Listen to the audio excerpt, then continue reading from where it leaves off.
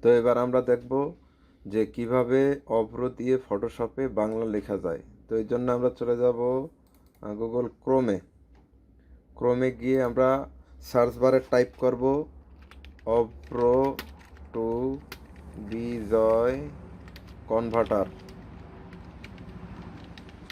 Online free.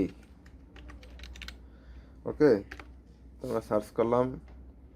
এরপরে একটু খেয়াল করেন, এখানে Bijoy to Unicode converter, Avro Unicode to Bijoy, এগুলো না, একদম উপরে যে লেখাটা আসবে ঠিক এইখানে আমরা ক্লিক করবো, অভ্র to Bijoy converter online free, এইখানে আমরা ক্লিক করলাম। তারপর এখানে বিজয় কনভার্টার, দেখেন খেয়াল করেন এই সাইটটিতে আমরা চলে আসবো। এই সাইটটিতে আসার পরে অভ্র ইনপুট, তারপর এখানে আছে অভ্র টু বিজয়, খেয়াল করেন, একটু খেয়াল করেন, এখানে দেওয়া আছে অভ্র ইনপুট।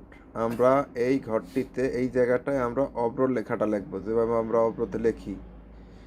তারপরে আমরা এইখানে দেখেন অভ্র টু বিজয়, অভ্র টু বিজয় লেখা আছে, একটু খেয়াল করে রাখেন যাতে ভুল না হয়। হ্যাঁ, তো এখানে বাংলা লেখার জন্য অবশ্যই যে উপর থেকে আপনার অভ্র কিবোর্ড থেকে ইংলিশ লেখা আছে, এখানে বাংলা করে দিতে হবে ক্লিক করে। তারপরে আমরা এখানে লিখব আমার সোনার বাংলা, AMAR, আমার, SHIFTONAR, সোনার, BANGLA, আমার সোনার বাংলা, AMAI, আমি তোমায়, AMI, আমি তোমায়,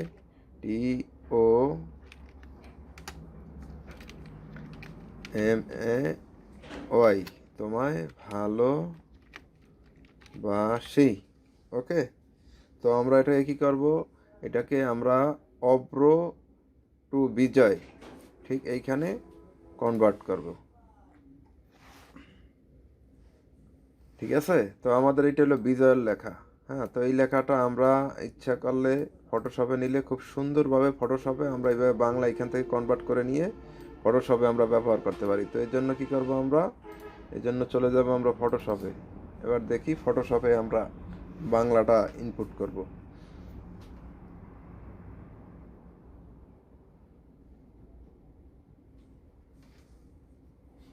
একটু লোডিং নিচ্ছে,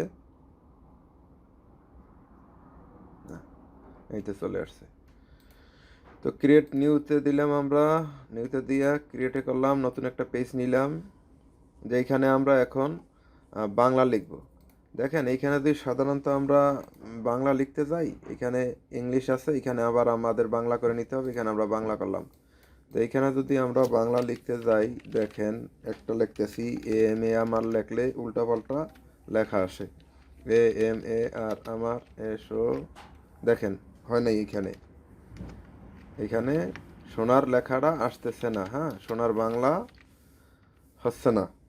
তো এই সমস্যার সমাধানের জন্য আমরা কি করব, একটু মাথায় রেখেন, একটু গুরুত্ব সহকারে দেখেন যে আমরা কি করব। আমরা আবার ব্রাউজারে গেলাম, ব্রাউজারে যাওয়ার পরে আমরা এখানে অভ্র দিয়ে লিখলাম, লেখার পরে এখানে অভ্র টু বিজয় দেওয়ার পরে আমাদের নিজে বিজয় ইনপুট, এর নিচে এইখানে আমাদের সেম লেখাটা, এই যে উপরের লেখাটা এবং নিচের লেখাটা সেম, কিন্তু আমরা কপি করব কোনটা, বিজয় ইনপুট, এটারে আমরা কপি করব। কপি করলাম, কপি করে এইখানে এই যে খেয়াল করেন, এইখানে নির্মলা UI অথবা আমরা সুতনি MG দিয়ে দিতে পারি। ঠিক আছে, আমরা যদি এখানে সার্চ দেই সুতনি MG, হ্যাঁ, সুতনি